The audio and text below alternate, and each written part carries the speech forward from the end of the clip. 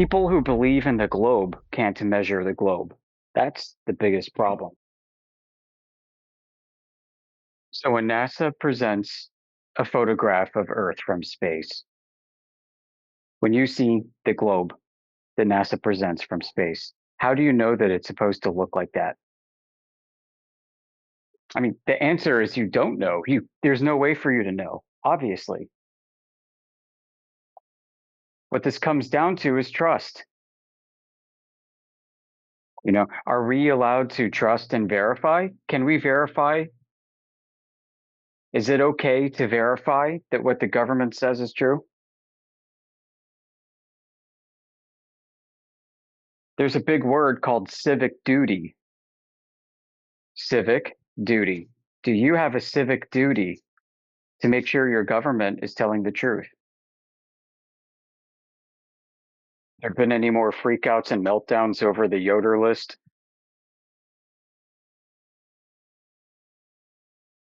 I don't know. I kind of stopped paying attention to any of, you know, Yeah. those guys that were having meltdowns over it. Haven't heard anything new, but it was great. Like I think it had a great outcome, even without the context that was going to be applied to it. I think it had an unexpected outcome. It did some pruning for us. Yeah, I more or less expected it to be more of a like a defensive preventive measure. Like new people wandering into the server, into our community, take a look at it. If they were TikTok flat earthers who are into ice walls and conspiracy theories, they would take one look at that list and say, "Man, these guys are no fun," and then leave us alone, or at least not attempt to make fools of themselves. That was kind of the idea, and it turns out like people that I knew were freaking out at me over this. Like, Yep. oh, so you're one of them?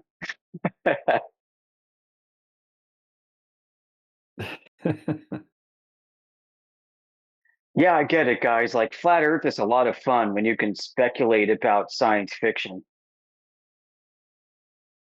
In reality, it's a lot more of a boring, mundane topic, to be honest.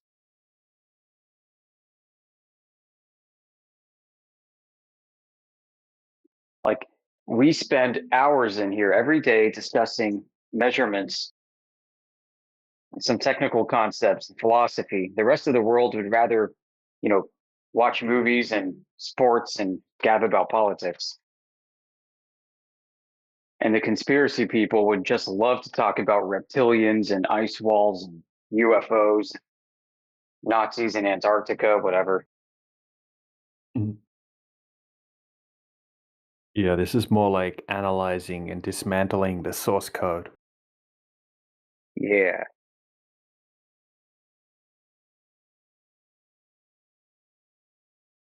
Like some of the people that were freaking out over the list, I'm like, dude, why don't we take the list item by item? Why don't you begin with the topics that are most troubling to you? There are 50 items on there.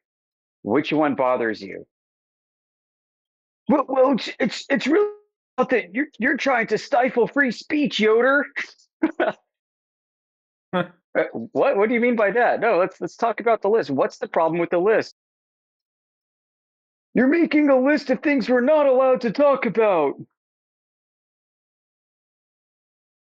It's like, no, these are just misrepresented arguments or flat out bad arguments. I mean, some of these items are actually really great things to talk about. Yeah, exactly. I used a bunch of things on the list today as my primary arguments against, for example, ships or boats over the horizon. Yeah. Like if I had have said, well, when it looks like a boat disappears bottom up as it goes out over the horizon, you can just zoom it back in and see the whole boat again. That one's on the list. I used the same argument, except I didn't say anything about it disappearing bottom up and then you can zoom it back in again because you can't do that. Okay, it's to do with the angular size. So yeah, it can be a great argument if you use it correctly. If you use it incorrectly, it can be the most retarded argument ever, and it's embarrassing. And I guess we just kind of got sick of being mid conversation with a room full of people, and then some dumbass will pull that out, and the glober will think that we're morons because we've just said something that's factually incorrect, and there's no evidence to back up whatsoever. To be honest, I think there are quite a few more topics that could be listed. Oh yeah, it could be a hundred list for sure.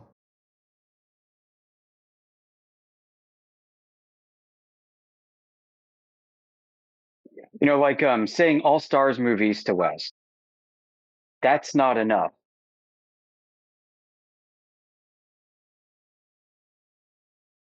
It's not enough. I mean, like, how do you determine which direction east and west is if you're standing, let's say, hypothetically standing directly underneath Polaris?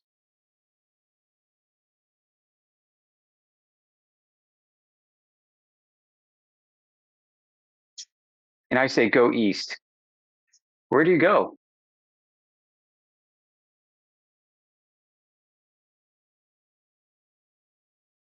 Right?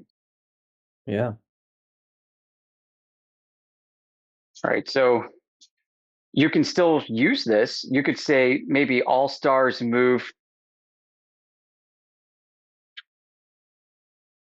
from east of the prime meridian in the sky to west of the prime meridian.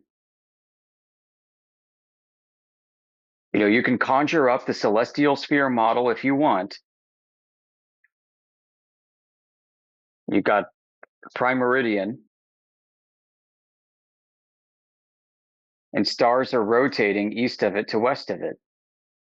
And then you can also describe this if you're hypothetically standing under Polaris. You can point to where the prime meridian is and say that's east of the prime meridian and that's west of the prime meridian. And you can get your direction that way. It's just saying like east to west. I mean, it invites, of course, the glober to say, well, what? How come it's counterclockwise looking this way and clockwise that way, huh? Yeah, it's east to west, but it's going in different rotations.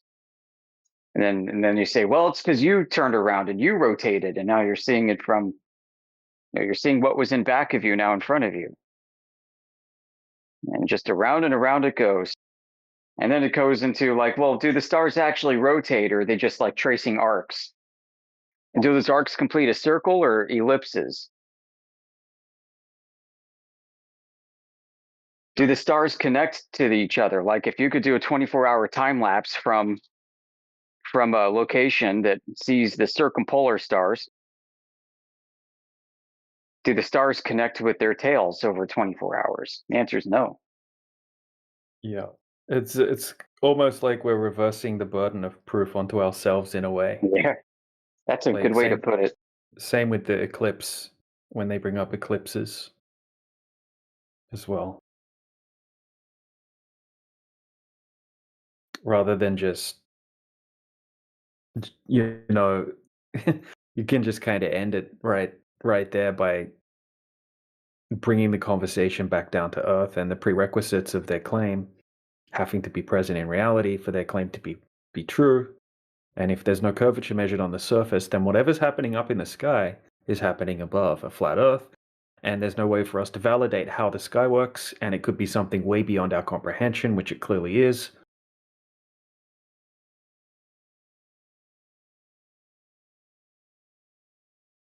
But a lot of globers do think it goes west to east in the southern hemisphere.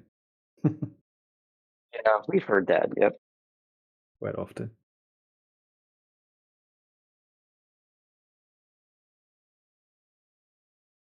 But yeah, two apparent points of rotation in the sky. Everyone sees it. I don't know how people can. I don't know how people got away with saying that all of the stars just rotate around Polaris like a big like spokes on a wheel kind of thing, No, I know. And then when it comes to all the southern latitude questions, it's, well, we know this map is inaccurate in the south, so they'll just drop it there.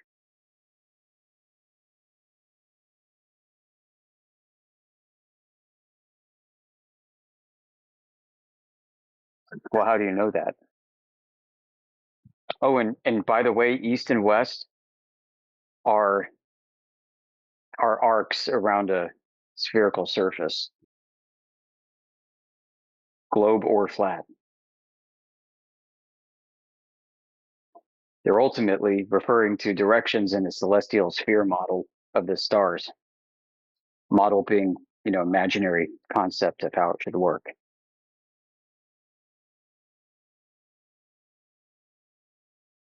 Yeah, east and west are arcs. So all the flat earthers saying east and west, they're arcs. You can project it flat with circles of equal elevation and all that. Still curved.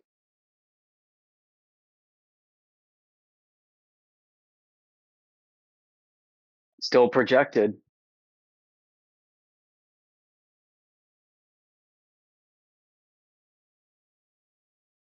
Another thing is like the elevation angle to Polaris.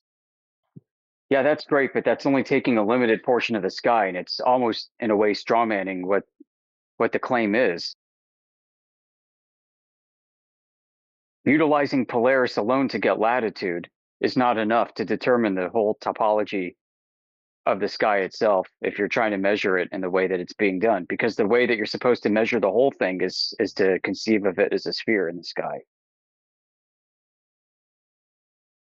You got a bunch of flat earthers out there who say that it's actually flat in reality. I could make a geometric argument for that too.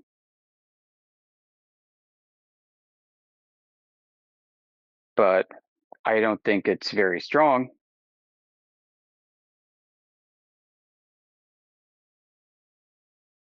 We are, after all, dealing with a base assumption of a celestial sphere. And really what this comes back to is flat earthers who like to think of the sky as a domed firmament over a disk. That's really why we're experiencing so much difficulty and friction in the community over the use of these arguments. You got people like Vaxwax, like you mentioned before, who imagines a firmament with the stars in the south sweeping across the horizon every night. Like imagine being in Australia and seeing the south circumpolar point in the sky sweeping across. Like that doesn't happen. It's not observed. And we know this because people take star trail photography. We know that it can be verified. So that's how you can know this. Go set up a camera. Your camera doesn't move, does it? And go take that time-lapse footage aimed south from Australia. See what happens.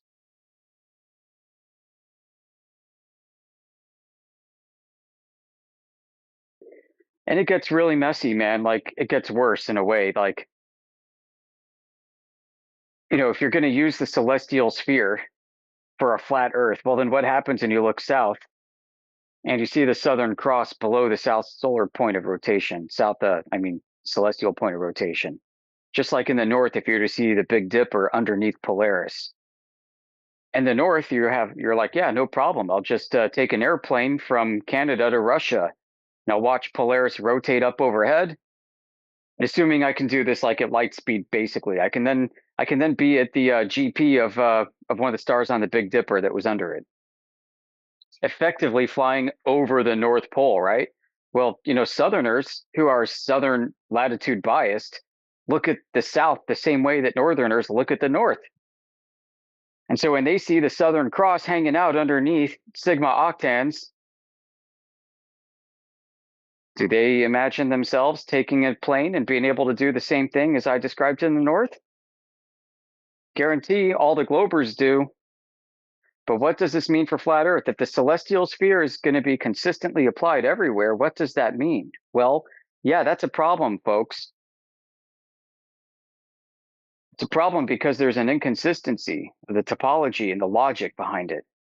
How do you make it make sense? Can I actually draw a flat baseline using elevation angles to the southern cross below sigma octans? What would that look like? A straight flat baseline, that adjacent that everybody on that other side of the community loves to talk about. What does that mean, folks?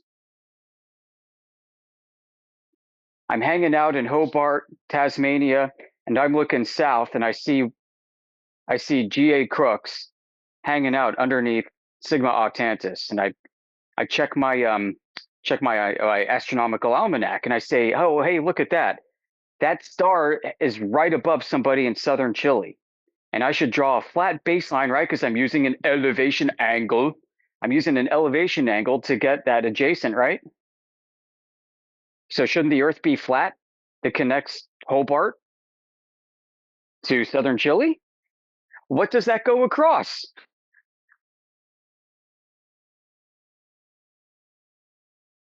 Oh, are we just going to pick and choose how we use the celestial sphere now because it doesn't make sense on a flat Earth?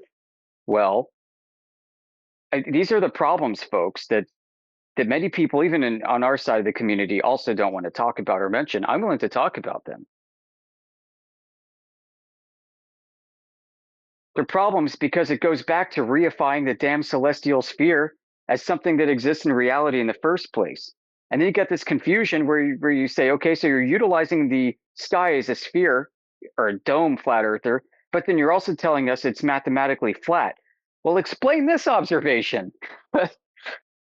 Oh, but I don't have to explain it, right? Because, oh, wait, in this case, you might have to, because if you're making the claim that you can take elevation angles to stars and measure a flat Earth, what in Sam hell is going on between Hobart, Tasmania, and southern Chile when you can take an elevation angle to a star above somebody in southern Chile from Hobart, Tasmania, looking south, both of you looking south?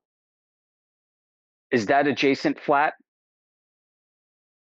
Or is it going to be doing a weeble wobble curvy curve around on E1's retarded magnetic map that he's been promoting with the dual poles?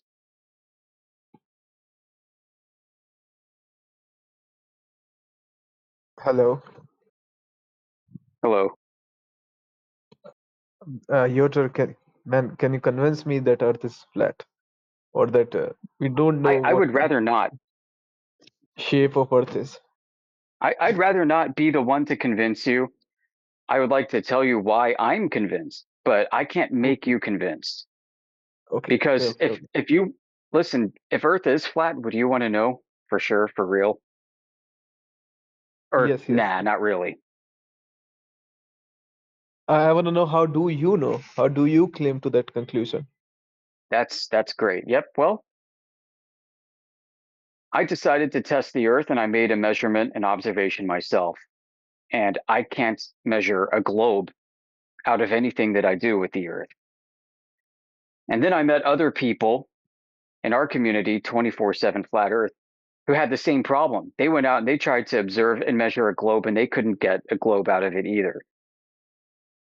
So we're Maybe stuck. they're Like, maybe they're using the wrong measuring equipment.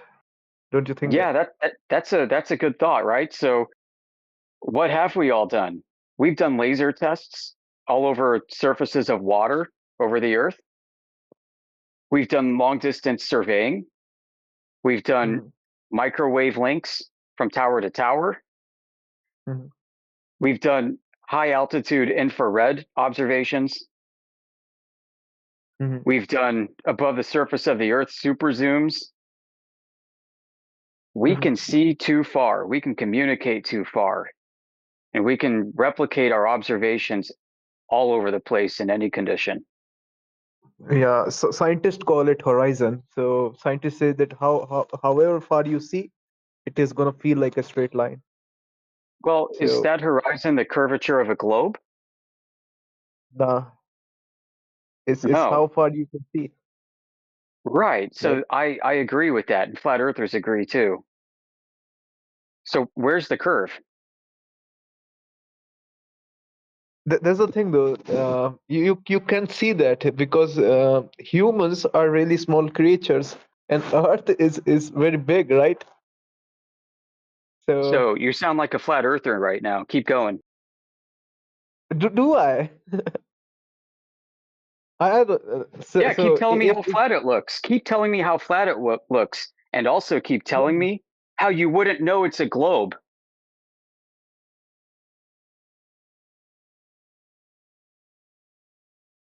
unless someone told you do you know and you about never checked. We checked. lunar? Do you know about lunar eclipse when Oh, yeah. Earth cast its shadow and on the moon? Do you know that? Yeah, I know a lot about eclipses. I love astronomy. What about it? So that shadow is a globe. That's how I know that Earth is a globe. Something tells me you never looked into eclipses very much. I have, man. Like everyone have seen lunar eclipses. Yeah, I know. But do people think about what they're actually seeing as they're seeing it? And the answer is no, most people don't. They just assume that that's the globe shadow. They don't think about what they should be seeing. If you have a spherical object that is Mhm. casting a shadow onto a spherical object, the Mhm. resulting shadow won't be circular at all. The resulting What shadow is is going to be deformed. It'll form a sinusoidal pattern as it moves. It'll appear like a warping teardrop shape as it moves across the surface. We don't observe that with the lunar eclipse. So that's the first problem with the projected geometry. Mathematically, what you're observing is impossible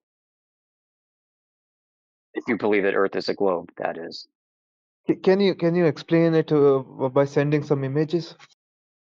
This is really difficult for me to imagine such a scenario where a shadow morph into a sinusoidal form. Right. What So exactly? think about think about where the I don't have anything to send you as far as images go, but think Mhm. about projected geometry. Okay. If I am projecting a ball Mhm. onto a surface of a bigger ball, the Mhm. shadow that begins on this case, it's the opposite. Well, no, it's the opposite. If I'm projecting, either way, it doesn't matter. If I'm projecting a sphere onto a sphere, and the shadow begins at a bottom corner or edge of that sphere, the shadow Mhm. projection is not hitting a surface that is normal or perpendicular to your field of view. The surface at that point is angled away from you. It's kind of like Mhm. how when the sun is setting and your shadows are really long. The truth is, the shadow should be longer on the edge of the moon and shorter towards the middle. And this would result in a sinusoidal distortion as the shadow moves. We do not see that. We don't see the shadows shortening and lengthening. I've sent a GIF in the side chat. Can you please look at it? Yeah, what I'm describing is impossible based off of what you observe. What I'm describing is reality. In reality, you should have long shadows moving to short shadows to long shadows as the Terminator line on the moon moves across. That's the first problem with lunar eclipses. The second problem is during sunrise or sunset lunar eclipses, Mm. the shadow often comes from the wrong direction.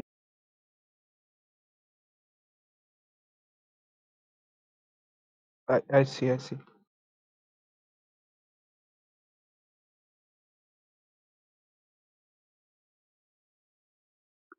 Yeah, the phenomenon is called the Selenelian lunar eclipse. It's a mouthful, but the Selenelian lunar eclipse happens, for example, the sun is rising and the moon is setting, but the shadow comes on from the top down on the moon. And the more that the sun comes into view of the moon, the more eclipsed the moon gets, which doesn't make any sense if Earth is a globe. Both are above the horizon. The sun and the moon are in full view of each other, and the moon is fully eclipsed.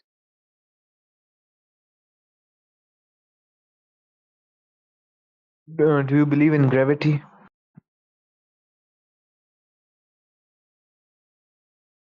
Hmm?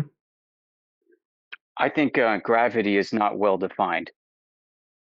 So I Gravity is don't a, believe in it. Like I understand that when I pick up an object and drop it, it falls, and that solid objects fall at 9.8 meters per second squared in a vacuum. I get all that. It's observable reality.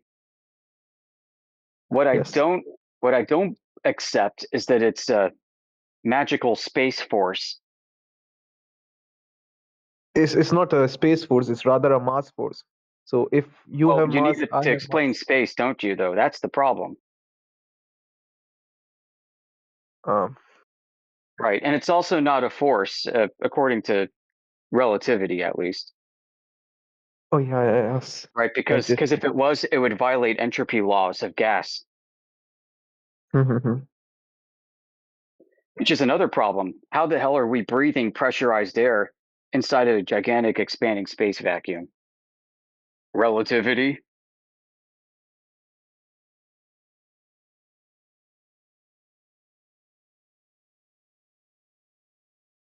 So you're basically saying that every single space organization of every single country is lying to us. Every single media house is lying to us. Every single Somebody's not scientist. telling the truth somewhere. I mean, listen, my friend. NASA began during the Cold War, and it Yes. began as a psychological operations program under the President of the United States. Psychological or space Yeah, organized? NASA began as a psychological operations program. The organization that created NASA was called the Operations Coordinating Board, OCB. It created NASA in order to project total world dominance, to project power, to project technological discoveries, to project capabilities, to ensure that nobody could surpass the United States in any of these areas. This doesn't mean that they're hiding a flat Earth. This just means that they're projecting capabilities that may not really exist. And amongst these capabilities included space discoveries using rocketed manned flight and satellites. 1958. The document is NSC 5814, National Security Council, document 5814. It's not classified, it's out in the open, describing NASA as a tool for propaganda. Now, does this mean everything they do is fake? No, but a lot of things they do are fake, and I'm pretty sure the moon landing was fake. I can't believe anybody believes that they landed on the moon in 2026. Some people still do, some Americans at least. Most people still do, I I don't would know say. about that. Half of the Russians don't. And I believe the Soviet accepted the moon landing. Mm. The former head of Roscosmos, which was their NASA, said that Apollo was faked. You can read about that in newspapers. I have to step away for a minute. I can talk to you in a little bit, but I need to go take care of something. So maybe Okay. DJ or somebody else who's around can pick this up.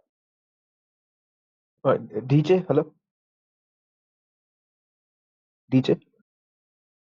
Yeah, I'll be able to talk in about 2 minutes. I was Okay, okay, busy. okay. Yeah, I'll be back in 2 minutes, man.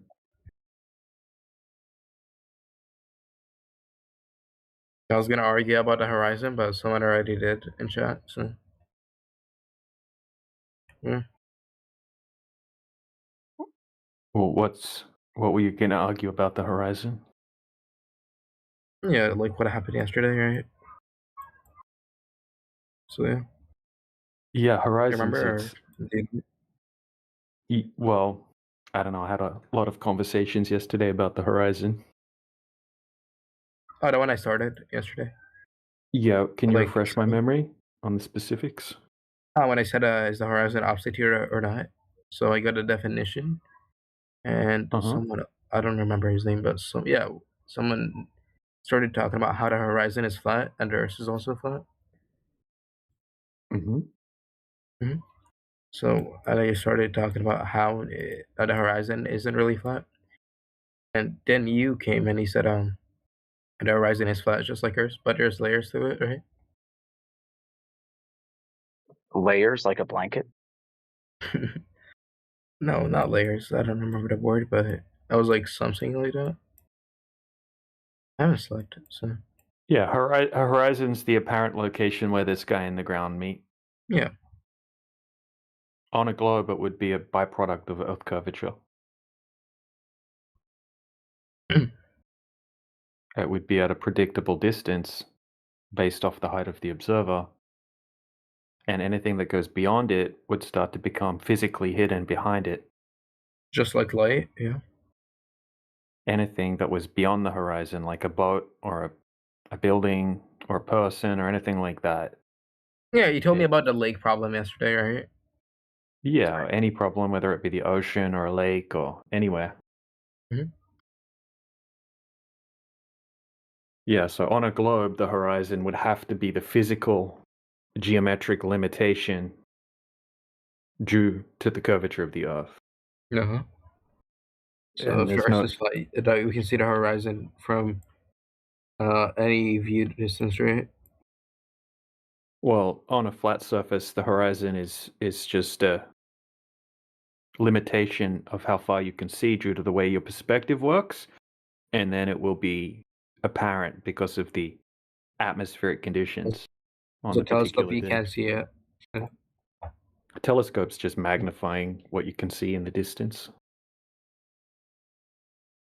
So if there's fog, you wouldn't be able to see it. It was a telescope. Exactly. You would still technically see a horizon, but it would be an obstructed horizon. Mhm. Technically, that would be defined as a local horizon, which is not the actual horizon. It's kind of like Okay. when there's something blocking the actual horizon. Kind of like if you were looking out into the distance on land, and there was some elevation changes over the land, and you can see a horizon where the sky and the ground appear to meet. But if that blockage wasn't there, then you could I could see see. the distance that I cannot see normally. Yeah. Yeah, exactly. It's exactly, man. Kind of like even if you just put your hand in front of your face, and that's the distance where you can see the, the sky and the ground meet, essentially. Like that's all called a local horizon. Or if you've got waves out in the ocean, like ocean swells, Hello? Hello? that would be Oh, classified so as it's a a corrupted local. horizon in the ocean. Right? Hey, Yoder. Yeah, let's test your logic in real time. Go. Yeah, why did you mute me? Yeah, because you're posting AI drivel. You just happen to have logic notation on your keyboard. No. Me posting Yeah, that no, of obviously course. doesn't Yeah, you're entail me posting having AI annotation drivel. I on my told you to keyboard. stop. So what's the argument that it's AI? Because most people don't post pages and pages of what appears to be LLM generated BS with logical notation embedded within the script. Oh yeah, it says part 1, part Well, 2, part 3, I'm right? not sure how that entails me using AI. Me posting Yeah, formal well, But even logic AI then notation architecture. Right. where'd you copy and paste it from? From Umzu trees. All right. Yeah, I'm not sure why Yeah, you accuse me of using AI. I So used the AI how's Earth a detector. It globe? said it's 93. It said Sorry, it's what? 93% AI generated. So What? I used an AI detector and I said it's 93% AI generated. How many Okay. percent? 93? Yeah. Right, I don't really care about that, right? Yeah, well, we do. So, Well, and it's that's what matters obviously here. not AI, right? Yeah, it's AI. Yeah, like I can go through the inference with you. But yeah, well, it's just an internal critique that on Flat Earth you wouldn't expect. no, it's not The internal stars to critique. rotate in I don't different accept. Listen, I don't directions. accept the perception of a celestial sphere is true. So your entire drivel can actually go in the garbage bin just on that. Perception of a celestial sphere? Doesn't the argument Yeah, doesn't I hinge on actually that? read your AI output, and it rested on the perception of a celestial sphere being acceptable to me, and it's not. Wait, how does it hinge on that assumption? Because it's one of the conditions. Did you read what you pasted or no? Come on. Yeah, it doesn't hinge on it. It doesn't say anything about something spherical. Yeah, it does actually. Wait, where does it do that? Yeah, go paste it again. Yeah, I'm muted. Oh yeah, that's right. Derp, go read it.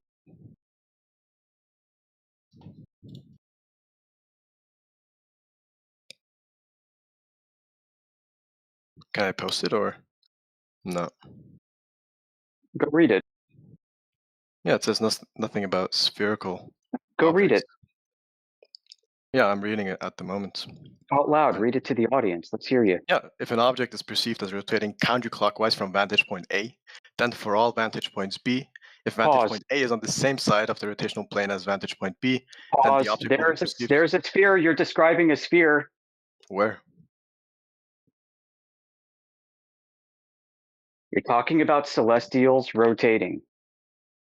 Yeah, that doesn't denote there being a sphere. Then what object is it? That's unspecified. Right. So therefore, the Earth's topology would be unspecified. No. The Yeah, argument doesn't make because any you're saying the statement Earth's about the shape. topology depends on how the sky is being perceived.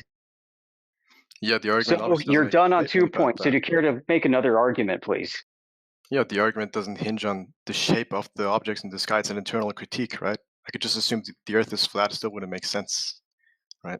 Because we both agree that there's objects in the Nobody's sky. claiming. Or something. Nobody's claiming that the Earth's topology depends on how the sky is perceived. Sorry, I don't know how this is objecting to my argument.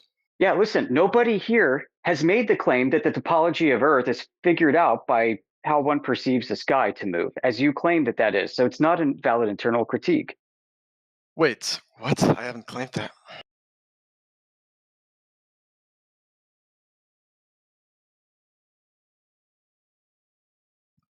Again, the argument doesn't make any statements about the shape of these objects in the sky. The only thing you have to accept is that there are objects in the sky that rotate. Yeah, but I'm saying nobody's claiming that you can determine the topology of Earth based off of that. Yeah, I'm not claiming that either, in this argument at least.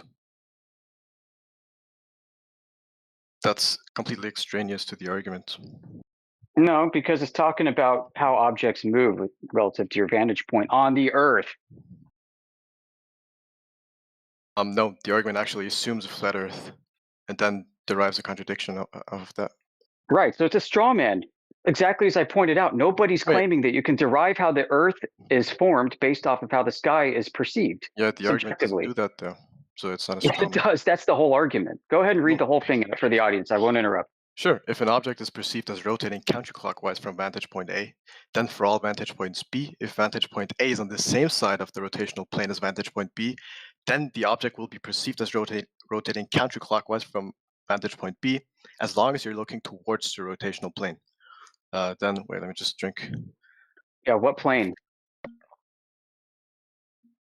The plane the stars are rotating on.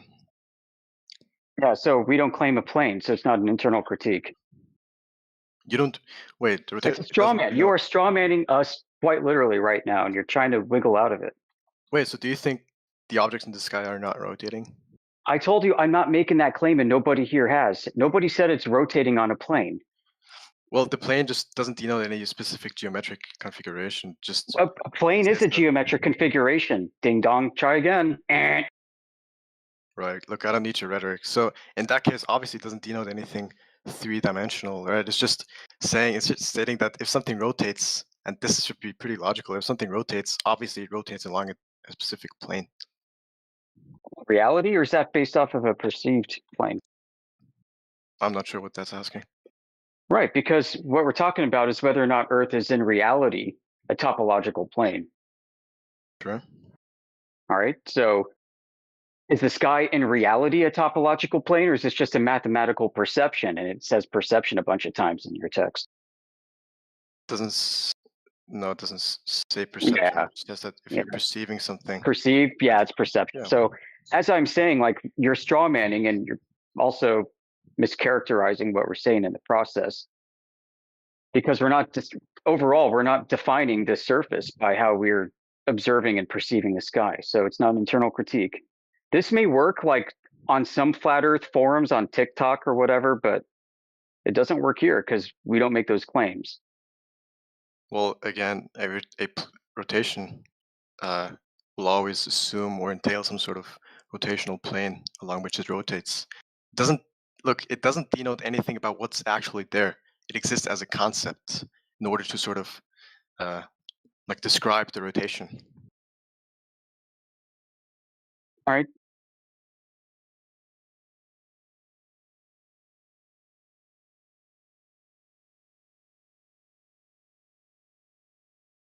Hey, Yoder, what if I just make sort of an abductive case for the globe Earth?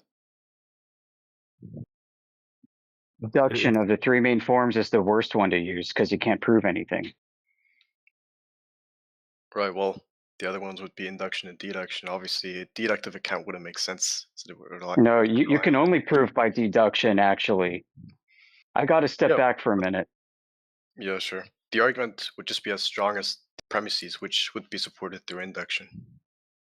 Yeah, but that doesn't prove that that's the only way to arrive at that conclusion. Sure, yeah, but in science, we just sort of gauge what is the most plausible explanation via these abductive virtues. Yeah, so you can't really prove anything. Parsimony. Great. Well, it depends on what you mean by prove. Obviously, I can make a probabilistic. Yeah, like, well, you could start with the deductive syllogism and then test it, right? Like a hypothesis. Well, you can derive certain expectations from an hypothesis and then falsify them via modus tollens. But I'm not sure. Yeah, modus tollens would be deduction. Yeah, but the premises of the argument would be needed to justify through induction.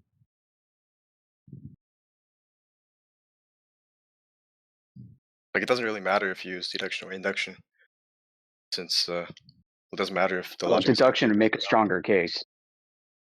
Not really. Yeah, absolutely. No, since, well, it depends on the premises, right? Absolutely. The premises will need to be justified via induction, since they're synthetic facts, not analytic. Why don't you go ahead and make a deductive syllogism for the globe? Can you? Yeah, well, that would just involve abduction then. Right? Can you do it? Can it be done? Sure, yeah, it can be done. Because we can make them for flat Earth and then prove it with evidence all day. I'm just wondering if you can do it with the globe. Sure, of course that works. I can just do a modus ponens, like. Great. So start off with that and then provide the backing evidence for your premise. I'm not sure why you want to accept sort of abductive case based on parsimony, ontological economy, stuff like that, right? Because globe Earth seems to unify different phenomena in the most efficient way. It seems to be the most parsimonious of all the explanations. As far as you know today, or as far as you think today, maybe. Sure. Right, but it flies in the face of other evidence, especially evidence that's verifiable and, quite frankly, irrefutable to the contrary. Well, I'm not sure what you mean. I am sure. I am sure. And in fact, I don't know if DJ's around. He's got a great presentation of such evidence. DJ, you there, man? I got to step back for a minute and take care of some stuff. I mean, I could go over it if he wants to. I mean, I yeah, don't have he has to want to. Yeah, I got a stack of work to do, but yeah, I mean, it's already in the side chat. If you want to take a quick look at the math first, and then I can kind of walk you over what the observation is testing specifically. Sure. I'm just wondering. Yeah, I'm just curious. Also, what do you like?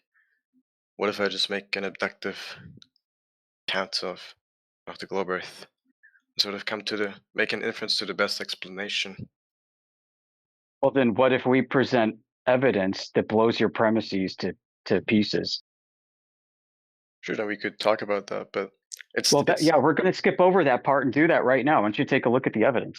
Well, no, it would be the case that if I have evidence and you have evidence, some countervailing evidence, if for every phenomena you posit some different explanation, then your hypothesis would fail on.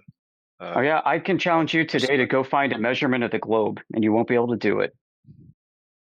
I'm not sure what you mean by measurement of the globe. Well, then maybe you need to go figure out what that means. I mean, the easiest prerequisite to test for the globe would be the water curving over distance. It would have to happen if the Earth were a globe. Okay, if you have gravity, if you have the claimed radius size, we can easily calculate how much that water should be curving over X distance based off the height of the observer. Okay, and we can go out and easily test for that curvature or the byproducts of the curvature that should be there, and that's been done over and over again. And the curvature is most definitely not there. Sure. If the curvature is not there, just quickly, Yeah. if the curvature is not there, then all of the additional claims that require that prerequisite to be present are therefore invalid. Well, not really. Just Okay. via the Yeah, double really. thesis, right? But also, I'm not sure if it's the case that you can accurately measure such things via. I think the methodology is like using a laser or something. No, I didn't present anything to do with a laser, but this isn't a hyperspecific claim. This is just testing for the curvature that would have to be there, which is the hyperspecific claim that we're testing. Now, it's off True. by orders of magnitude, so there can be additional variables that can be taken into account, but it's not going to change the orders of magnitude error margin that's present in these observations. Oh well, what's then? I'm not really sure what the methodology is if they're not using a laser or something to measure the curve or something like that. Yeah. So it's things that would be physically obstructed behind geometric, like behind the physical curvature of the Earth. Things that would have to be obstructed. Yeah, like in this example here, we have a 21-mile body of water, or a certain section of the lake that's 21 miles from point A to point B. Over that distance, there would be 293 foot approximately of Earth curvature. And this is basically shoreline to shoreline. Okay, so he's gonna zoom in across, and he's gonna be testing for the geometric horizon, which would be at 2.7 miles from the 5-foot observation height.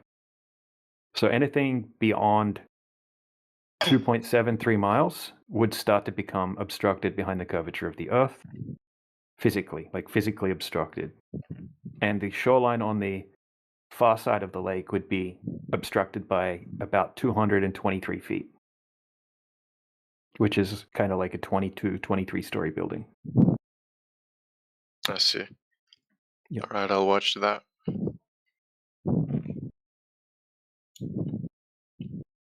Yeah, they also do a laser test after they do a daytime observation and then a nighttime observation. But the laser test is just kind of like some icing on the cake, really. The observations themselves is the argument that I like to present. Sure. But then it just seems to me that we have two different domains of countervailing evidence. Like we have we have like satellite images, and then we have this, so we just form a sort of contradiction. I'm not really sure why. So the two domains are actually verifiable versus unverifiable. I'm not sure Great what you job. mean by Yeah, like how do you independently verify proprietary tech? I'm not sure what you mean. You don't think satellites are proprietary? Sure. Why would Okay, so by nature, they're unverifiable. So the two domains are what's verifiable versus what isn't. Well, I'm not sure how they're unverifiable. Because it's proprietary. Don't you think proprietary means you can't verify it? I'm not sure how that follows. Well, proprietary means you can't check. You're not supposed to. Well, no, I don't. I don't think that's what proprietary means. Maybe you have some idiosyncratic account of what proprietary means, but ever try to just walk up to a rocket launch facility and go verify what they're doing? no, I've not tried that. I would want to. I'm not sure why you'd want to. Well, to verify, right? Because the two domains are that which is verifiable versus that which isn't by how you define satellites versus an observation that anybody can do, like what DJ's showing you. So on one hand, you've got your evidence for the globe, which is unverifiable in this domain, and then DJ's evidence, which is verifiable in that domain. Well, when you say unverifiable, are you just saying it's impossible to verify? Proprietary. Yeah, but again, I don't know how that denotes it being unverifiable. Maybe independently unverifiable, which I'm also not really sure of. Oh yeah, I mean, I would imagine, I would want things to be verifiable and independently verifiable, especially. That'd be just great. Just like if you could go out in your car and go make the same observation that DJ's showing you. Yeah, but I'm not really sure how that follows then that it's unverifiable. Why you don't think you're not sure how that follows? Listen, trust me, bro. I got verifiable evidence that only I can verify. Yeah, well, okay, I'm not sure what you. Okay, can you just explain real quick what you mean by verification? Well, simply put, that it's reproducible, Oh, okay. preferably independently, like we were just talking about. Sure. Well, then it's certainly the case that it's reproducible because it has been reproduced. Independently, huh? Yeah, it's been So reproduced. yeah, I can just go walk over to the rocket launch site and go independently verify and check, right? I'm not sure, but it's been reproduced independently from. Well, yeah. So you're not sure your evidence actually holds up to the same standard of scrutiny that DJ's is, huh? No, it's definitely. No, been you're right. No, independently verified, right? By you're different right. No, it doesn't. It definitely does not meet the same. In fact, DJ's standard of evidence is so reproducible, so very reproducible. Millions, literally millions and millions of people live in the vicinity where this can be done by anybody. No restrictions whatsoever. I'm not sure how that's a virtue. What, reproducibility, like in the scientific method? No, reproducibility to that degree. I mean, Well, it's great. Like it's like open source, open access. I mean, it's great, but Transparency, right? Don't we want transparent? Don't you want transparency? I do. yeah, that's something I care about. Yeah. I can't go walk onto NASA's rocket launch facility and check to see that the satellite that they claim is orbiting is in that thing about to be launched. Right. Yeah, but nonetheless, it's been independently verified, as in by different agencies independently of each other. Okay. Yeah, show me. Show you? Yeah, I can just direct you Like to in the manner we're just talking. Show me where like the Russians went and inspected a NASA satellite launch. Oh no, that's not what I mean. Oh, okay. Yeah, just So mean it's that. going to be very specific, right, for your argument to work. I gotcha. I'm not It's sure not universal in that case. Bummer.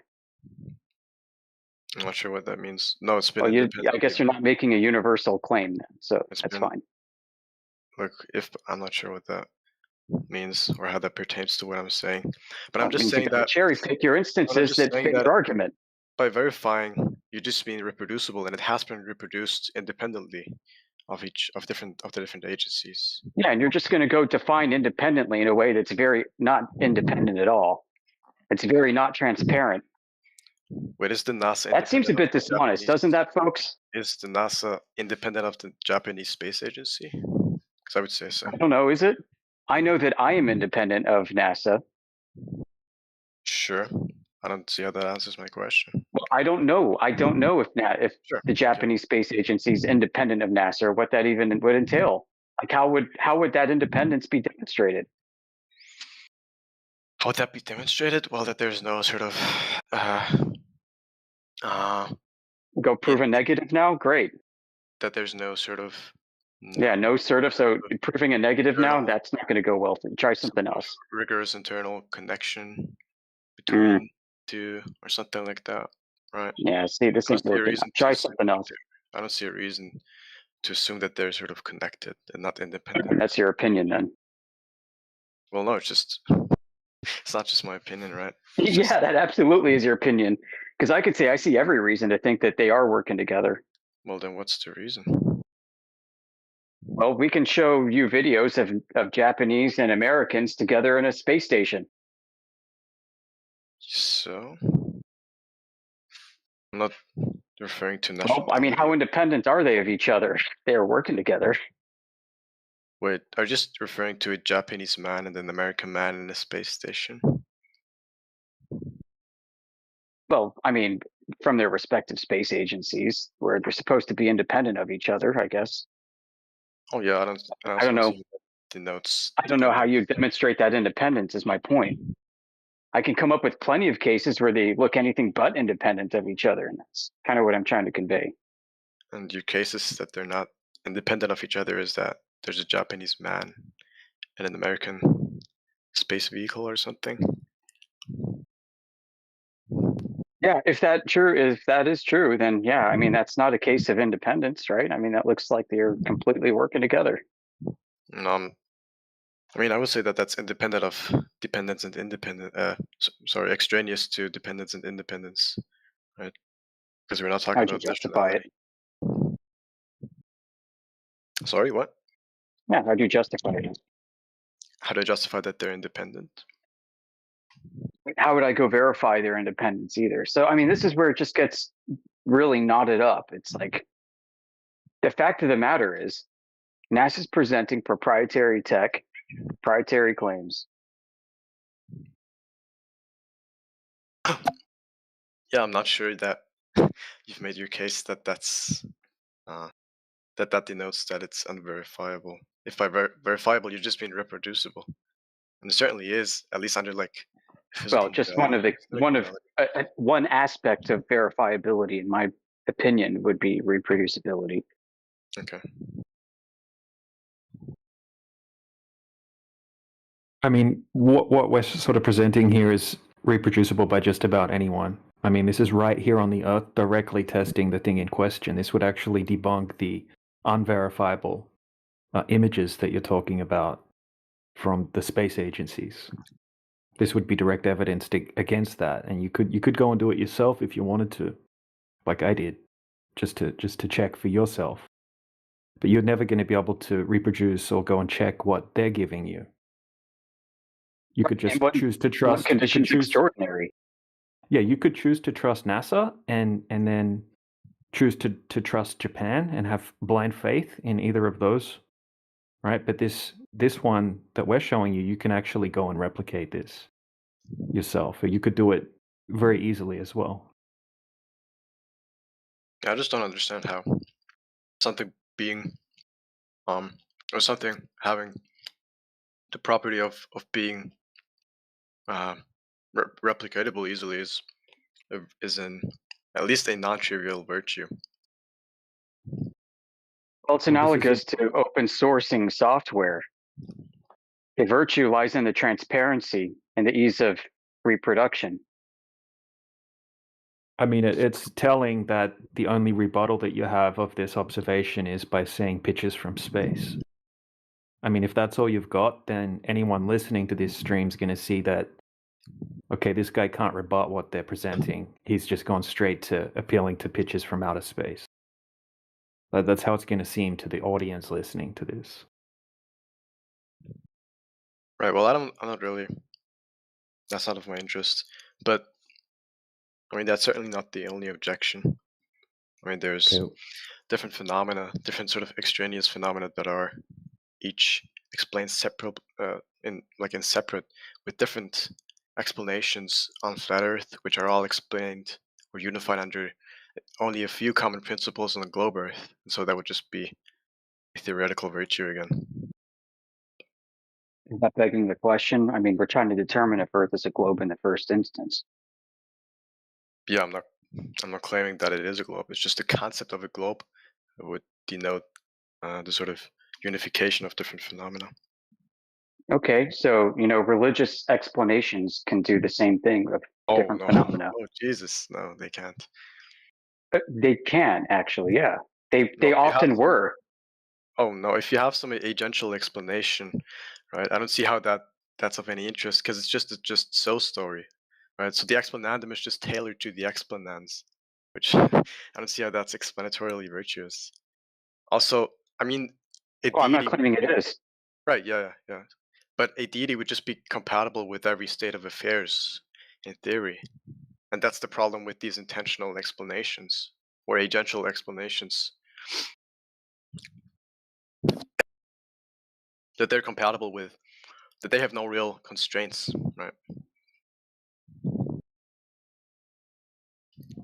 So back in Mesopotamia during the Chaldeans, the astronomers back then were part of the priest class, and they understood the cycle of eclipses, and it was a big secret because they used the cycle of eclipses in order to make predictions about their occurrence and appear to be all knowledgeable, being able to predict something to the public that is in fact a post-diction all along.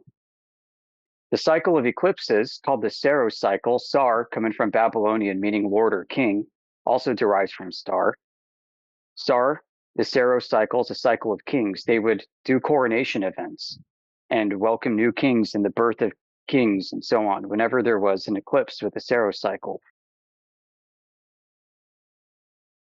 Yeah. So the public's religious experience became a foundation for their belief in this reality that eclipses and kings coincided with each other by divine order, when it was just a human fabrication from the beginning. So they had a unified explanation for all of this stuff. It was accepted for a long time. The Saros cycle, the funny thing is a Saros cycle, the post-diction cycle that we have is actually used by NASA today. There's some Well, irony in there. what you just described just sounds to me like spurious unification, right? Which is to say that Yeah, isn't the globe like it would that though? no, it would just boil down to saying that there's an agent who has the desire, and well, yeah, who has the desire to do X and rationalizes X, and then that's for every phenomena. That's not unification. Yeah, well, For every there's a phenomena of a globe that nobody actually sees or can measure. Well, now we're just swaying off topic. No, this is right back on topic. No, not really. So yeah, agential explanations don't unify phenomena. Well, in this case, what's happening is the agent is man. And in the case of this cosmic religion called the Big Bang today, the agent is also universal mind, which they attribute man as being a part of too. I don't really understand what you just said. Universal mind? You ever listen to people who work at NASA talk about their cosmology? No, I don't know anything about physics. It's okay. Well, it's definitely not physics. Right. I don't know. They're literally invoking Kabbalistic emanations of Sefer Yetzirah. Not even joking. They're using that language. I'm not sure what that means. They have a cosmic religion, and it's not really identifiable because there's no singular titular godhead or some agent that acts as a force, some thoughtful person that provides it's behind all the phenomena that everyone experiences or thinks that they experience. It's a godless religion, essentially. Well, I mean that sounds pretty peculiar, but that's not what I'm referring to when I say that the globe Earth unifies different phenomena. Yeah, like what? The curvature that nobody actually sees? No, it'd be things like tides, different rotational directions of stars, Newtonian mechanics, or something like that, which is all unified. Well, okay, but it's really not, because things like eclipses are not able to be unified by the heliocentric explanation. How so? The Selenelian lunar eclipse presents the exact opposite geometry of what occurs in other instances of lunar eclipses. You have a sunrise and you have a sunrise and a moonset, or a moonrise and a sunset, where both the sun and the moon are above the horizon at the same time, and the moon is fully eclipsed. And what's worse is what is considered the globe's shadow enters the moon from the opposite direction of what the sun should be doing. And this type of eclipse is quite common. Wait, what's the name of the eclipse? The Selenelian lunar eclipse. NASA calls it the impossible eclipse, and they have a crazy cope where they describe, well, refraction makes it work. And then you look at the geometry, and it actually doesn't work, even with their explanation.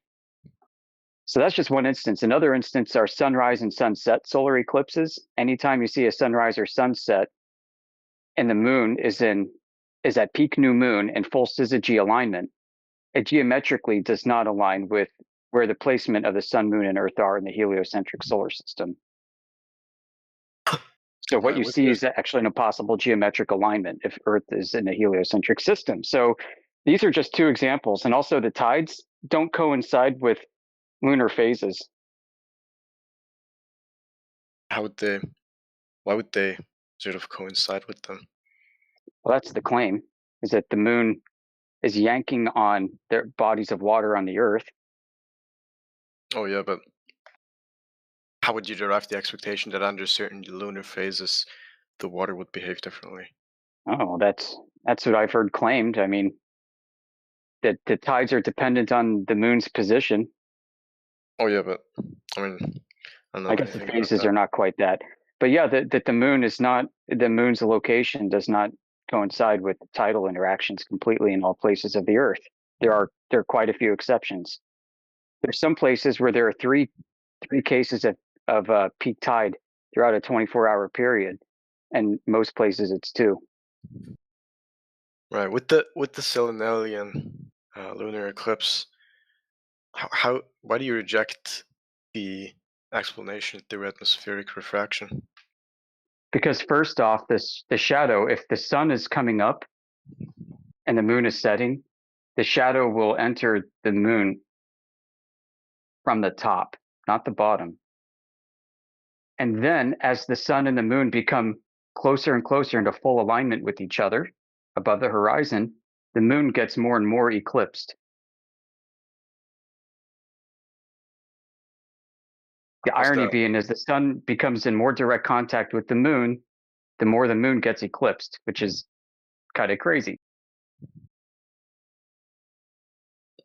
Well, but I mean, how's that exactly sort of evidence against this explanation of atmospheric refraction?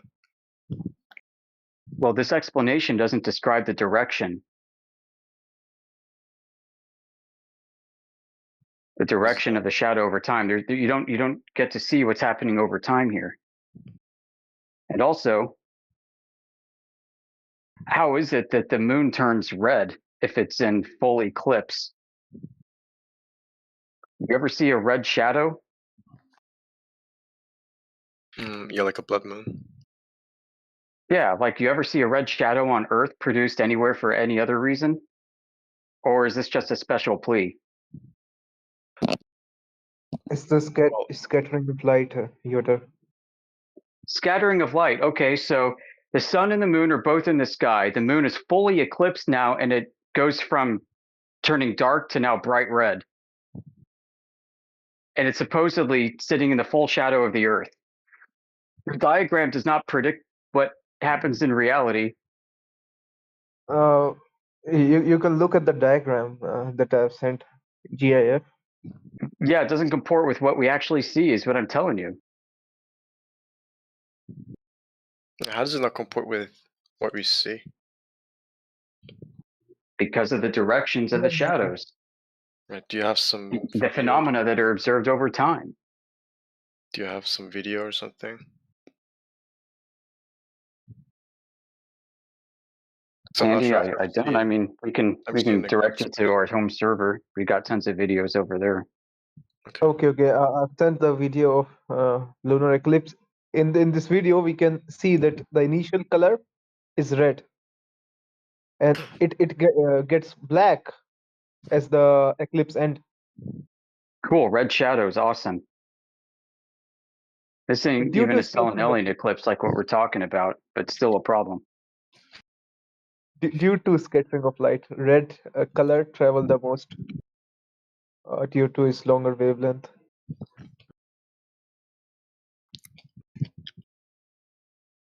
So that means it's not in a shadow? It is shadow, but it's also reflection as well. Reflection? Oh, no, not I don't think you know what you're reflection. talking Not about. reversion. It is shadow. It is shadow. Earth is casting its shadow, but light from the sun is getting So it's not a shadow. what's the word for it? Refracted, I believe. So it's not a shadow? It is shadow and refraction as well. So there are So two it's phenomena shadow's an involved here. absence of light. How can it be both reflected light and a shadow at the same time? Oh, okay. If you examine the GIF that I've sent of how lunar Yeah, eclipse work, you don't need to so explain Earth it is to me. I casting shadow. understand the claim. Okay, let me explain. So Earth is casting its shadow. That's why moon becomes dark, right? We can't see the moon, and at the same time, sun rays are incident on the topmost points of Earth, and then they are getting refracted as and as red rays on the moon. That's why we see the color So no shadow. shadow, but the colors at the same time. So red shadow. Shadow, but red color as well, uh, due to refraction of the red light. You know this is happening because So Yoder, I've sent two images. Can you see them in the side chat? yeah. So what you're describing there is refraction, Yeah, refraction. Yeah. but So you red. don't know that it's refraction. Number one, number two. I think the principal effect here is actually diffraction. But in either Diffract. case, yeah. Hmm. In either case, then what's being presented is not a shadow.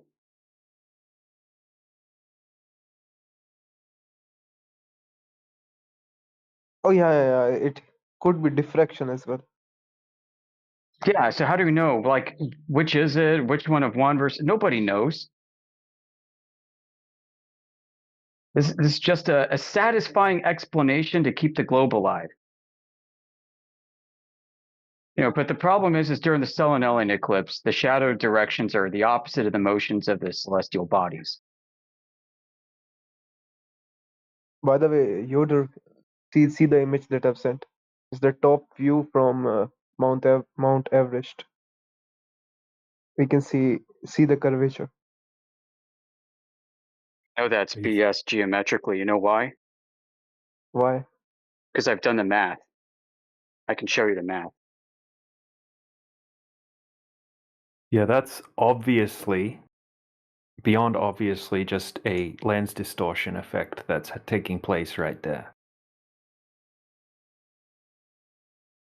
Right. We need to get the camera's data, like what was the field of view, the lens type, focal length. Yeah. Notice how the horizon's above the center of the frame. Mm-hmm. Okay. It's gonna cause the line to distort in a convex way when it's above the center of the frame.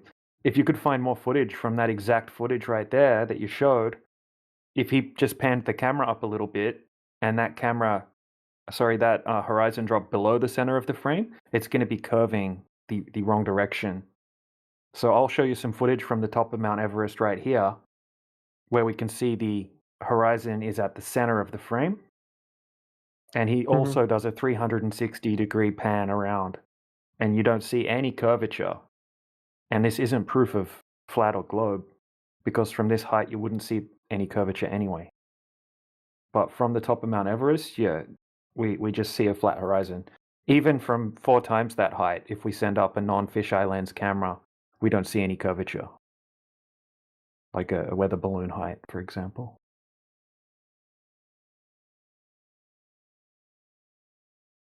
Yeah, according to the geometric claim of the globe, you'd see less than 0.07% of the globe's surface from that mountain peak. You think you can see curvature? 0.07%, less than that.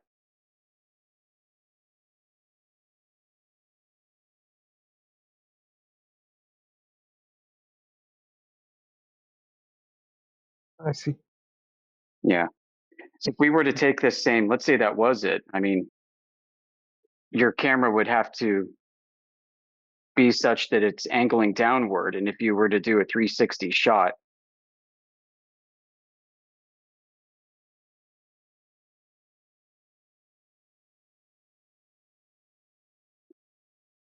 yeah. Right now, as it stands, if you were to like look behind you and take a picture, would it also be curving left to right like that? And how do you connect the ends to each other? If you were to turn left, is it also curving left to right? And if you turn right, is it also curving left to right? Is it just going to make humps? So yeah, the geometry doesn't work out. We understand cameras and optics, so no.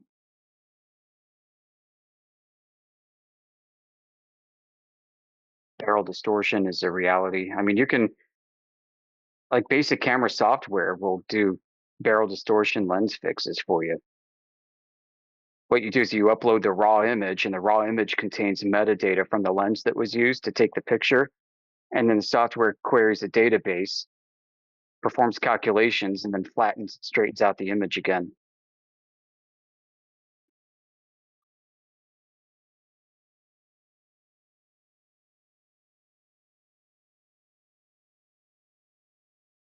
Hmm.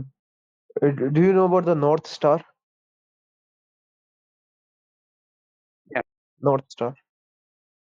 So the thing with North Star. Just quickly before you change to the North Star, I was just looking for some screenshots. I just wanted to share these just really quickly. Okay, so this is when I was flying over Alaska. I was filming out the window because I was shocked in how perfectly flat the horizon looked. So I decided to film it so I could show people. And then when I got home, I was like, damn, that's crazy. It doesn't look like what it looked like when I was looking through with my eyes. Okay, so here's a couple of screenshots from my video. So this is at about 40,000 feet above Alaska. And it looks like you can see a little bit of curvature. Yes, yes. Yeah, and then what I noticed is that when I would pan the camera upward, and then the horizon would be lower than the center of the frame, this is what you could see. And when you would have the horizon right in the center of the frame, it would just be completely flat. So it's just a lens distortion. You need to take that into consideration, that's all. Oh yeah.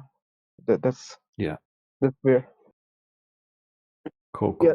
Speaking of North Star, the thing is, if you go to North Pole, you can see the North Star if you go to Greenland, for example. But when you go to Antarctica, you don't see any North Star. So isn't that a proof of globe?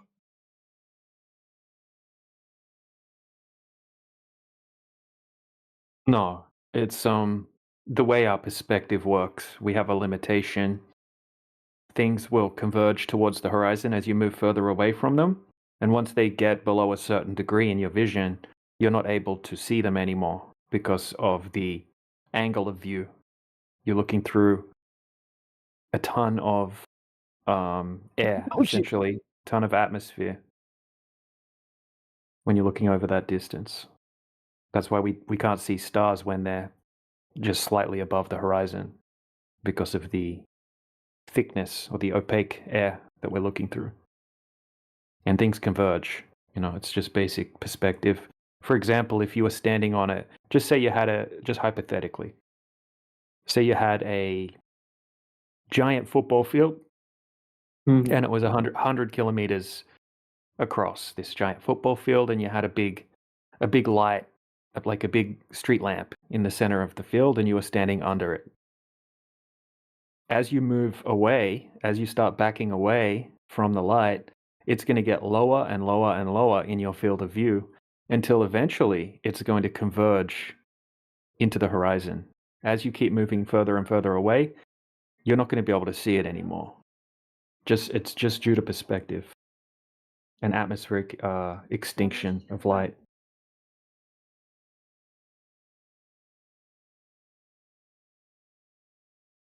So DJ, can we say that Earth revolve around Sun or not?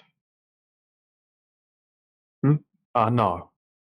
You can say it, but you don't have any, even Einstein himself said there's no optical experiment that could prove that we're orbiting around the sun. Or the So, sun's orbiting around us or whatever. Yoda, I'll but send you a picture. Could you post it for me, please? but Because I can't post. there are two possibilities, right? Right. Either we are orbiting around the Sun, or is Sun is orbiting around Yeah, us. So don't you think that? Because at the daytime we can see the Sun, but at night we don't. right.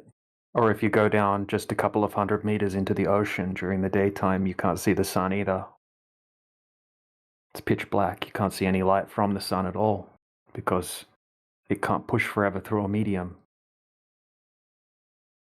So if the sun was much more local than what we get told it is in the globe theory, then as the sun moves to a different section above the Earth, as the light pushes through the medium, through the atmosphere, right, it's going to lose intensity due to the inverse square law of light, firstly, and it's also going to be scattered and it's going to be absorbed by the medium over distance. So light can't travel forever through a medium. Depending on the Source density type. of it will determine how far it will be able to push through. What's twilight then?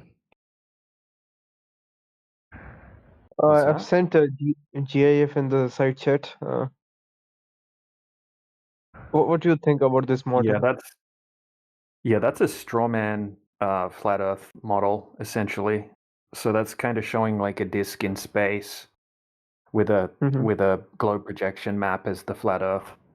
It's what people kind of use to straw man our arguments in here, and there are definitely some flat earthers that kind of think that the flat Earth is something like this, which is a poor argument. There's a lot of bad flat Earth arguments out there.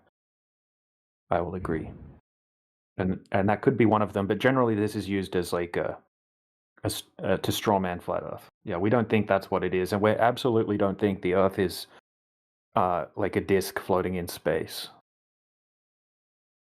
like a flat DJ, planet. DJ, Most ask people you- try to replace the globe in the heliocentric model with a flat planet, and that's not what we're claiming. That would be silly. DJ, can I get you to post the picture, please, that I sent you? Because I can't.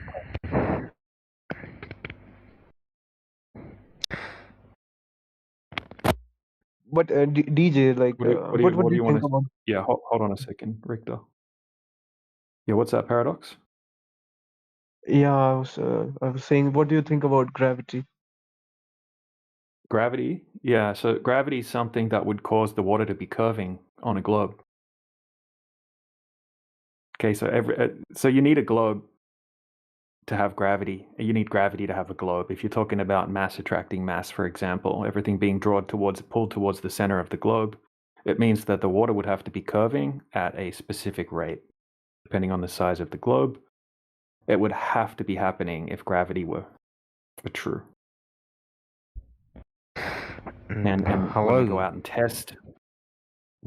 test, over large bodies of water, it's absolutely not curving over distance. But still, we can see Head. gravity working in moon, for example, right? Moon is spherical. Even the sun is Well, spherical. yeah, I don't know about the sun. I can't tell what the sun is. I will grant you that the moon looks like it's a sphere, but that doesn't mean that the Earth is also like the moon. Okay, that's just I mean, I understand why you're claiming that, because we grew up being taught that we're in a big giant space vacuum, like the universe, and then you've got all of these spherical planets and suns, and that we're also one of them. So I completely get where you're coming from. But I don't think the Earth has any characteristics in common with the things that we see in the sky. I think there's something different to what the Earth is. You know, kind of like, just to give you a silly analogy, it's like looking at a tree and thinking, oh, why isn't this other thing also a tree? Well, because it's not a tree. It doesn't have any of the characteristics that the tree has. It's obviously not a tree when we test it. So I think I you see. could think of the Earth more like Wait, what? the foundation or the floor of the system that we live in, and then we have celestials in the sky, sun, moon, stars, planets. I see. But how I'm thinking is there's a space, right? And we can see objects in space, how they function. I can see moon with my own eyes. I can see the sun, and I can Yeah, we observe all that they see are the same there. thing. Yeah, we all see. So Well, you see a round light. Even NASA and whatnot, they refer to the sun as the disk of the sun, or the moon as the disk of the moon. That's kind of what we see from our perspective. We see a round light in the sky, essentially.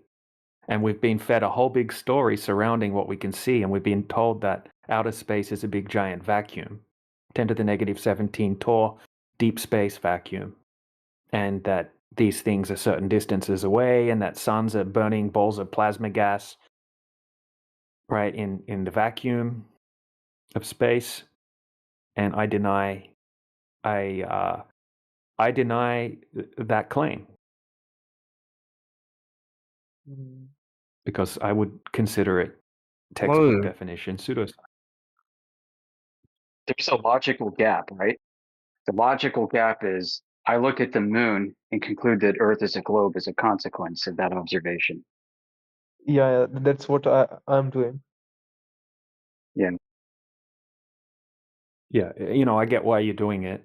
It's not giving you a hard time for doing that, because of the way that we were brought up, thinking that we're on another round planet, that's like the moon or the other planets or something like that. You get taught about gravity, and gravity forms these things into balls and so on. But we're testing that. We're testing the DJ. core of those claims by testing for the curvature that would have to be there. It's the prerequisite or the requirement for the Earth to be a globe. You have to have X amount of curvature over X amount of distance.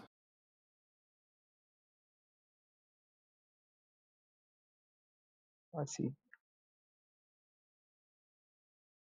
I can give you an example in the side chat if you want to have a look at one. Okay, I want to see that. Yes, send it. Yep, sure. Okay. All right, so this is all out of a high definition, full length video that goes for an hour and a half, where Dr. John D goes over all of the details. So I'm just showing you some small sections out of the video just to explain it. And at the end, I'll share the video if you want to watch it later on. Yeah. It's just Share. uploading now. So this is just a clip. So what he does, he goes to the ocean on a nice clear and still day where there's no waves, no wind, and very nice clear conditions. And he sets his camera up on a tripod. It's a super zoom camera, a Nikon P900 camera. Has amazing zoom capability. And he's zooming out from 1 meter height to a windmill platform. Sorry, a windmill that's out in the ocean, a windmill farm. Mm-hmm. Okay, so just focus on the windmill on the right-hand side. That's the furthest one away. Okay, that's 11.2 miles away. Do you want me to? I can probably do it in metric if you used a metric system. Yeah, I use the metric system, kilometers. Yeah, okay. So he places the camera at 1 meter height, and that windmill is about 18 kilometers away. So now we can do some basic math. Yeah, what's your question, happened? Ali? Okay, Yeah. so the windmill what tower should happened? be obstructed. What's that? Yeah, go on. I was just asking Okay. then what happened. All right, so let's just, yeah, I'll post a screenshot from an Earth curvature calc. Actually, I don't have it in metric. I only have it in imperial. Okay, so basically the horizon should be 3.4 kilometers away. Okay, so we know what the horizon is, so I'm just going to post a little diagram so we can be very clear on what the horizon would have to be if the Earth's a globe. Okay, and I'll just read it out. So it's in the side chat now. Okay, so a man standing on a sphere would observe the physical geometric horizon at a certain distance, which on the diagram is represented by the red and yellow circle. The physical geometric horizon is the maximum distance that the sea and the sky can be observed to meet. So basically, it gives you a picture of it there, and you notice how you can't see any water beyond the horizon. You shouldn't be able to see any water. That's the maximum distance you can see the water up to if you're doing an observation over water. Now, we can also calculate how much the windmill tower should be obstructed by behind the horizon. So you should only be able to see a portion of the windmill tower sticking up from behind the horizon, and the bottom 52 feet, which is about 16 meters, should be hidden behind the horizon. So what I'm going to show you now, just quickly, is a close-up. Right, this is just a close-up of the windmill towers that he's looking at, just so you can see what they look like close up. So that's just uploading now. And what you'll see is that we can see the entire windmill platform. Sorry, I keep saying platform. The entire windmill tower. Well, it is kind of a platform, I guess. Anyway, when it's low tide, we can see the black portion at the bottom where the paint's corroded off because the salt water goes up and down there. Okay, so have a look at the zoom footage again. When we zoom in, we don't see any obstruction of the windmill towers. In fact, we can see the water going beyond the windmills. We can even see a boat off in the background that's going past. So if the Earth's a globe, anything that goes beyond that geometric horizon must physically be obstructed behind the curvature of the Earth. So the bottom 16 meters of the windmill should be hidden behind the curvature of the Earth, and that horizon line should be at 3.4 miles. Sorry, 3.4 kilometers, approximately. I see. Yeah. There's another experiment like laser light experiment, which also proves this, confirm it. Yeah. There's actually this guy, Dr. John D. He's a PhD. He's got a PhD, and he's a professional when it comes to optics. I see. So he also does laser tests. He uses different spectrums of lasers, and he shoots lasers over huge distances. So on his YouTube channel, he also has a ton of different laser test videos. We've got dozens of laser test videos that we could show you as well, which is a similar principle. Basically, you're setting up the laser at a certain height, and then you have a target at the same height on the other side of the body of water, and they're attempting to hit the target with the laser.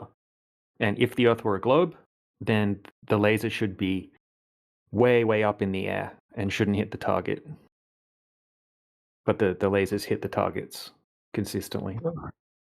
Then Yeah, why yeah, we share don't those have videos. any? Share those videos. Share Why? his YouTube channel. I'll watch it later on Yeah, I will. because Just a second. Okay. Hey DJ, I have a question. Why we don't Yeah, have go ahead. any endpoint of this Earth? Well, Then we're why? not claiming to know the shape of the Earth, and I have no idea where the endpoint would be. And I would say that nobody has ever just kept going south to see what happens that we can verify. So if you keep going south and the Earth is a globe, then you should come back to, eventually you should come back to where you started. You should come back around the other side of the globe, and come back to where you started. on a flat Earth, if you kept going south, that wouldn't happen. You wouldn't, obviously, you're not going to come back to where you started again. But nobody's ever done that. Nobody's ever just kept going south, which is interesting, Earth is not considering. small. Yeah, I didn't say Earth's small. I said no one's ever kept going south. Okay, so if there's an end at some point, we're not able to get to it. And there's also certain restrictions that make it very difficult to freely travel and explore in the south. Right? Once you get to 60 degrees south, there's actually a treaty called the Antarctic Treaty that prevents you traveling past there without a strict permit. A very expensive and strict permit that has a whole bunch of very difficult conditions that go along with the permit. Not true. But still, there's Oh, a lot of not people that true. live there. Not true. He says, okay, who name one person since the Antarctic Treaty that freely traveled beyond 60 degrees south? Jade Hairmaster. Mm, Okay, he didn't have a. Okay, post your evidence. You said name one person. Actually, there was a guy. There was a guy recently that did do it. He was a Chinese guy who was flying his plane around the world, basically, to raise money for cancer research. A Chinese pilot, a young guy, and he decided to fly to Antarctica and land there without a permit, and Why he got you? put in. He got thrown in jail.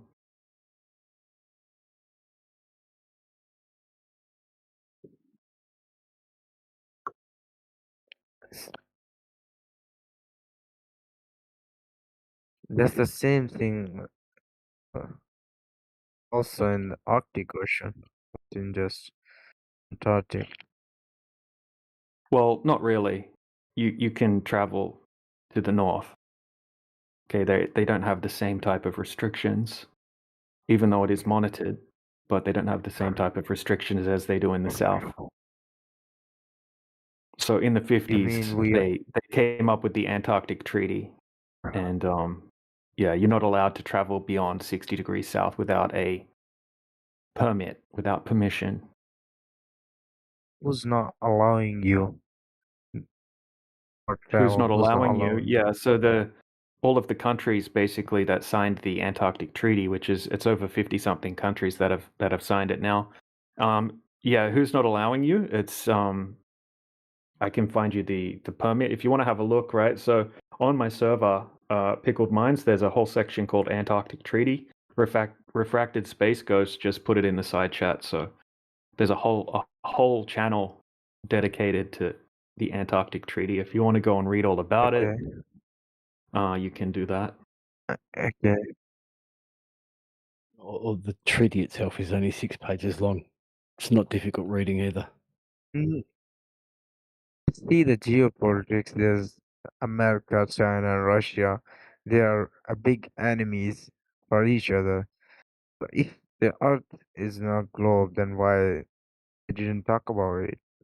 Well, if Russia They and always be I mean, agree. doesn't Russia and the United States share a space station? And they like when the astronauts apparently got stranded on the space station, and then the Russians said that they're going to be the ones that go and rescue them. So when it comes to space travel and certain things, they seem to be friends. Okay, so it really depends on how you're looking at it. Not even China and Russia. India recently launched a mission on Moon, Chandrayaan 3. They also like have a video on camera that Earth is globe. So Yeah, I but have you think looked at the that's India footage? Have you looked at the footage that they gave you from there? You know, India's one greatest recent achievement. Have you looked at the footage? I mean, yeah. it's the footage. Look, I'm going to post the footage in the side chat. Like the footage Okay. looks even more ridiculous than NASA's footage of the moon landings. Okay, at the end of the day, you're just going to have to trust them anyway. You're not going to be able to go and check if they did what they said they did. But this footage, right? This is basically the only footage that they released of the moon, right? The rest of the footage was just CGI. like admitted to be CGI. And this little bit of footage is it's just silly. It doesn't show anything. It doesn't look realistic. Could easily be shot in a studio, but we can't validate it either way. Mm,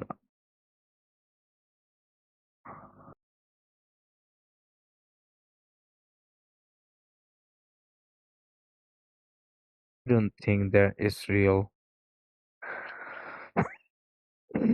It's all faith-based stuff. When it comes to things that are too high for you to validate, you're just going to have to believe or not believe. Okay, after spending years looking into the fakery of the NASA moon landings, even if I believed the Earth was a globe, I would still be calling fake on NASA going to the moon.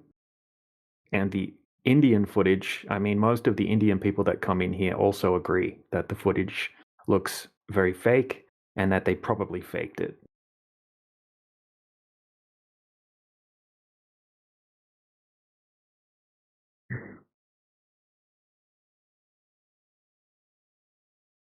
That means the whole world is celebrating a fake news.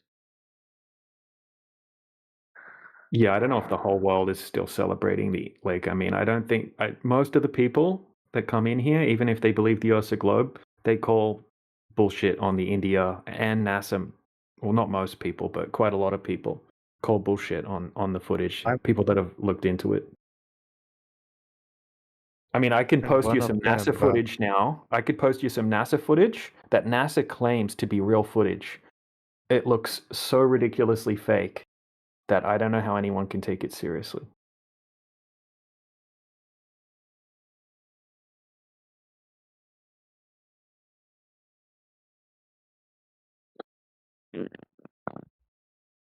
But at the end of the day, we can just go and test the surface of the Earth over and over again to try to confirm if there's curvature or not,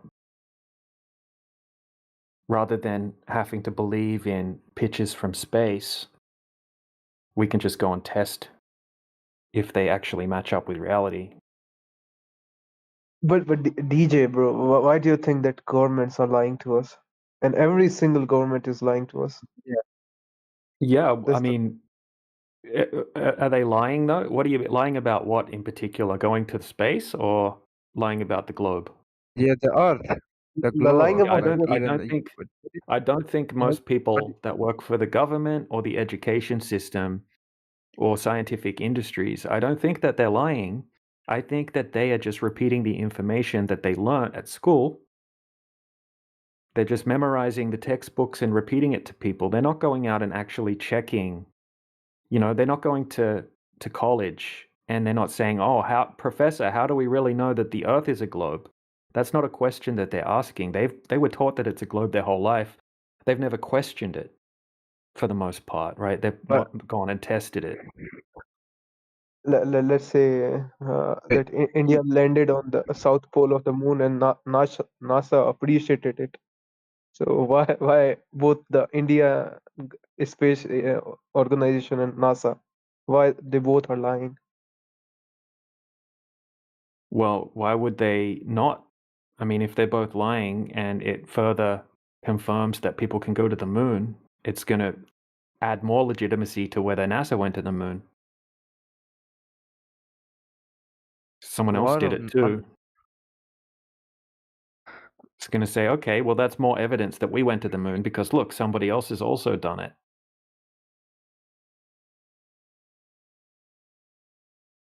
so do you believe on Elon Musk? Do you think that he was also a lying person? Yeah, He I think owns he I don't think he's owns a lying company. about the Earth being a globe, but I wouldn't know if he's lying about that. But he's definitely lying about things like sending a Tesla car into space, for example. But if Remember when we he have said he sent the Tesla car into space? And if we have even he said it looks fake. yeah, it's So okay, DJ, but DJ? Yeah. Okay, Yes. Hold on a second. Off you the know, Richter, just want to answer his question. Yeah. It's What been like were you gonna say? yeah, I'm not gonna talk about countries or like that. But I wanna know that if the Earth is flat, then why we don't have any end point of this Earth? Like, Well, maybe there is an why, end point. We why, just can't get. why we? We just don't have anyone that's been able to go there and confirm this. We're not claiming to know that. We're not claiming to know the shape of the Earth. The globe side are claiming to know the shape of the Earth. We're testing that claim, and when we test it, it doesn't match up with what we're being told. Remember, flat's not a shape, right? A globe is a shape, but a flat is just a descriptive term to describe, in this context, a surface area that's not curving over distance. Like bumpy, smooth, flat, rigid, it's just a descriptive term. So what we're talking about is the surface of the water, which covers most of the known surface area of the Earth, not curving over distance. And by default, if you have a large surface area that's not curving, it's flat by default. but it's not. Why? Can Why? I get you to post that picture, please, DJ, that I sent to you because I can't post.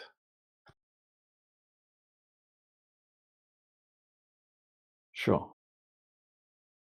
Thank you very much. And that Chinese guy that got arrested, he got arrested for filing incorrect flight plans by the Chilean government. Yeah, because he went to the part of Antarctica that's owned by the Chilean government. It's the incorrect flight plans. He's what he got arrested for. Incorrect flight plans. So if okay. So he went to Antarctica and he got arrested for incorrect flight plans. Not for landing on Antarctica. Okay. But that's what he did, and that's what got him arrested.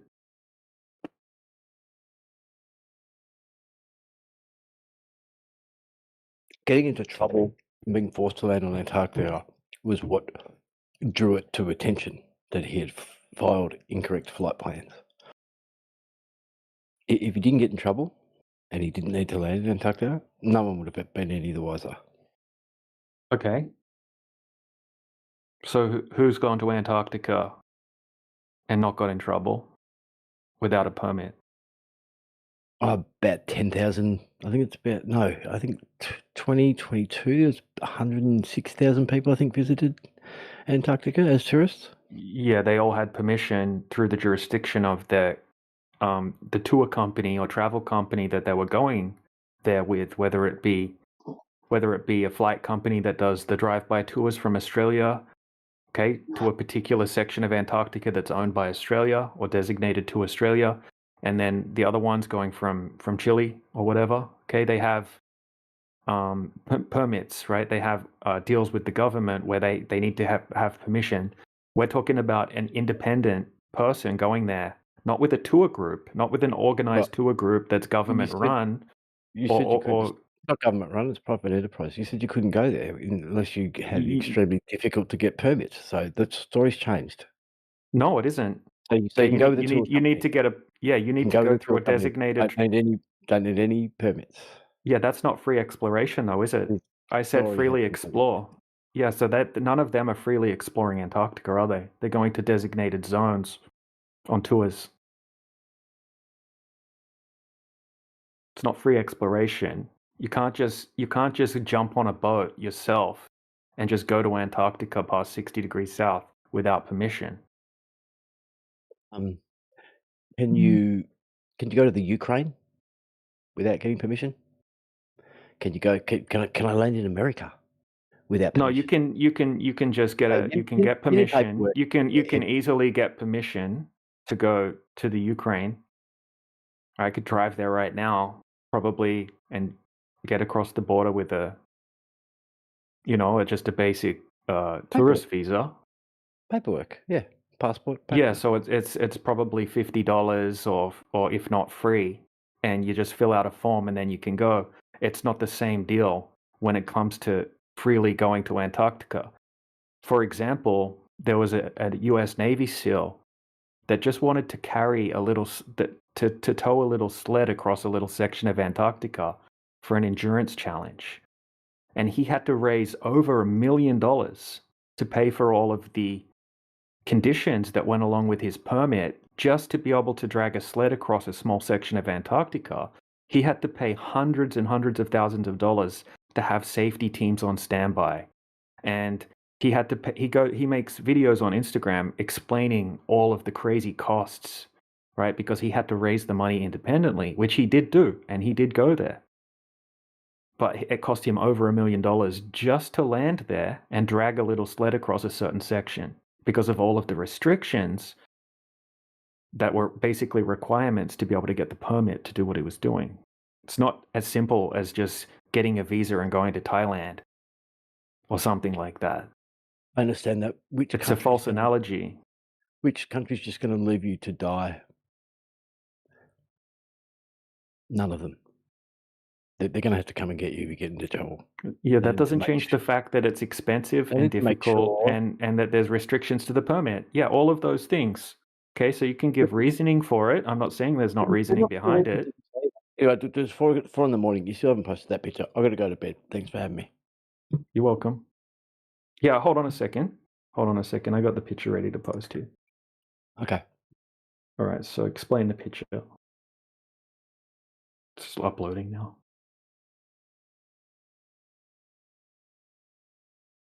So that's Brisbane Airport. Just Mhm. just to show there's no window distortion, no lens distortion. Straight lines are straight Okay. lines. All right. And then out the window of the plane. Taken by me, 36,000 foot. Okay. All right. You take it with your mobile phone or what? Yeah. Yeah. What's the focal length on the lens of your mobile phone? 18 millimeters, probably something like that. What's the difference? There's no distortion on the ground one, and there's curvature in the right one. Yeah. So there's no distinct lines to be able to check for the curvature in the top one because we have topology, we have planes and buildings and terrain and that kind of thing. We don't have a horizon. We don't have a horizon for comparison in the bottom image. In the top image, okay, you're using a phone camera, which obviously has barrel distortion. Okay, it's like a wide angle. It's like a wide angle shot. Why So can't I'm we going see it to in the post. left photo? Why can't we see it in the left photo? You don't have a line in the left photo. You don't have a horizon line. You have a local horizon, which is None of the obviously lines topography. What lines? What have a look at lines? the picture. It's like a big roundabout, a green roundabout. We've got curving lines. We've got terrain and planes and buildings in the background. What line are you talking about? What horizontal line? What horizontal line? So you're denying lens distortion right now, which is kind of funny. Yeah, I am, because there's no distortion. Yeah, I am. Great clip. Thanks for that little soundbite. Yeah. Well, everyone else can see the photo, man. They can make up their minds. Anyway, thanks for having me. Night, everyone. Yeah. So I'm going to show some counter footage right now from 40,000 feet where I was flying above Alaska. Okay, so I'll just post some images in the side chat. So obviously when we have a low focal length lens, we have lens distortion. Anyone can look this up. Just go on any AI or any optics website and you can just double check. Okay, so as you pan the camera around, you're going to see distortion of lines in the distance.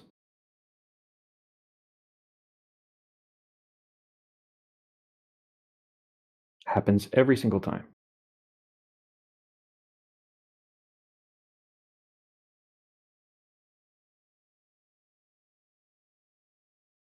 All right, so here's